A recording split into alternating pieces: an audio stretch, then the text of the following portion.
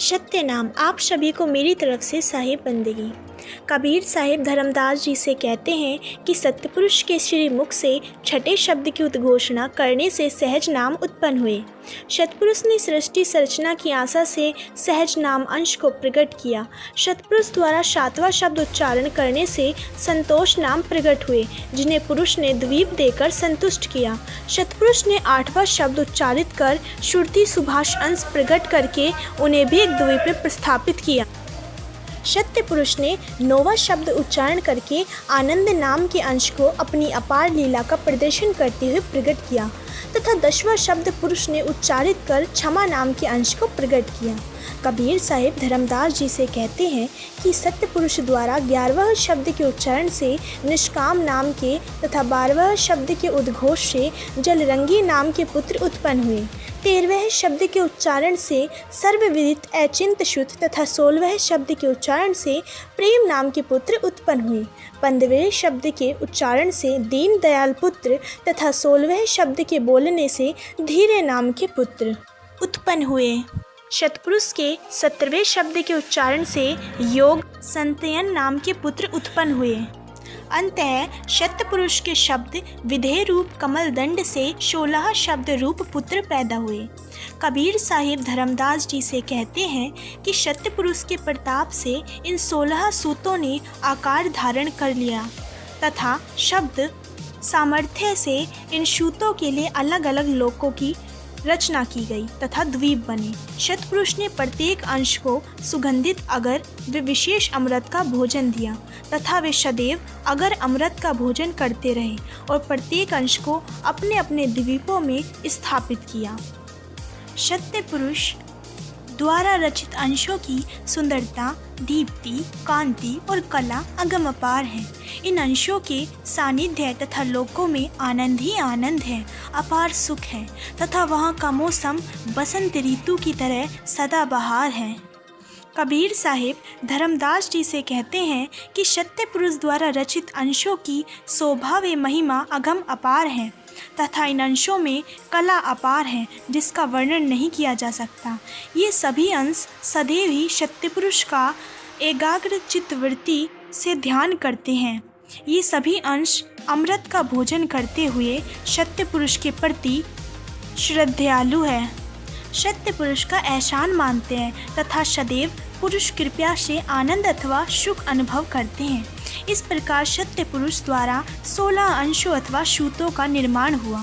कबीर साहिब कहते हैं कि हे धर्मदास जी, आप इन बातों को हृदयगम कर लो।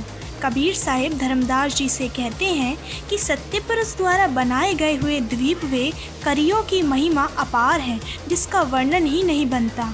इनकी कला का तो पार ही नहीं है तथा इनकी अनोखी लीला है।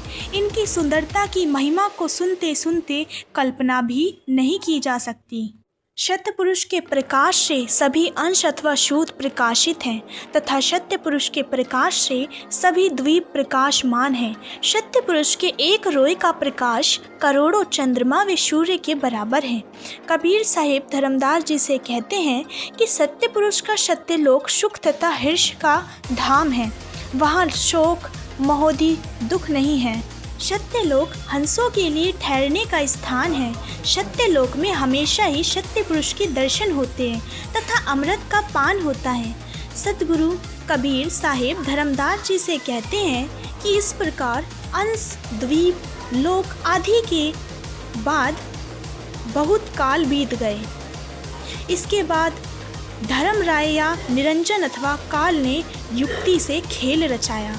निरंजन ने जो खेल रचाया उसको धर्मदास जी ध्यान से समझो। निरंजन ने 70 युग तक एक पैर पर सीधा खड़ा होकर सत्य पुरुष की आराधना एकचित होकर किया। निरंजन ने सत्य पुरुष की साधना बहुत ही कष्ट सहकर किया, जिससे आदि पुरुष प्रसन्न हुए। निरंजन की सत्य पुरुष के प्रति आराधना से प्रभावित होकर सत्य पुरुष की आवाज़ सहज भावयुक्त वाणी के रूप में उच्चरित हुई। हे निरंजन, तुमने किस लिए मेरी आराधना की है?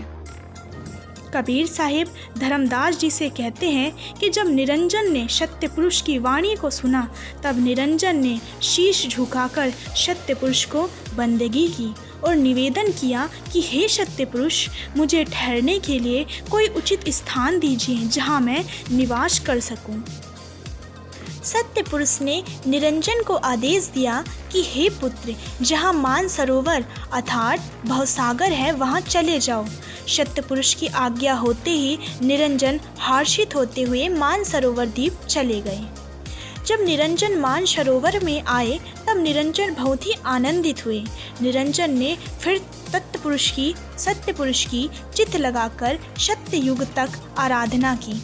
निरंजन एक पैर पर खड़े होकर सत्य पुरुष की भजन पूजा में लीन हुए। तब दयालु सत्य पुरुष के हृदय में निरंजन पर पुनः दया आई। कबीर साहिब धर्मदास जी से कहते हैं कि निरंजन की सत्य पुरुष के प्रति भजन पूजा व तपस्या के फलस्वरूप पुष्प खिल उठे और सत्य पुरुष की वाणी उच्चरित हुई। सत्य पुरुष द्वारा वाणी उच्चरित होते ही सत्य पुरुष के आज्ञाकारी पुत्र सहज अंश उठ खड़े हुए।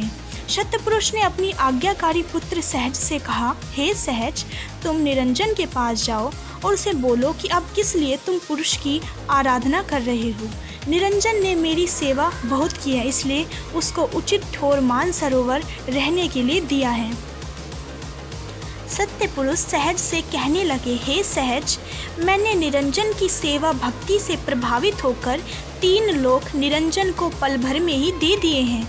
निरंजन मुझसे 3 लोक का राज्य प्राप्त करके बहुत आनंदित हुए तथा निरंजन मन ही मन में अहंकारवश गरज भी रहे हैं। और अब निरंजन मुझसे क्या चाह रहे हैं, बात उनसे पूछो तथा निरंजन जो कुछ कहे वह मुझे आकर सुनाओ। आगे की स्टोरी जानने के लिए पार्ट 3 का वेट करें। Like and subscribe my channel. Thanks for watching.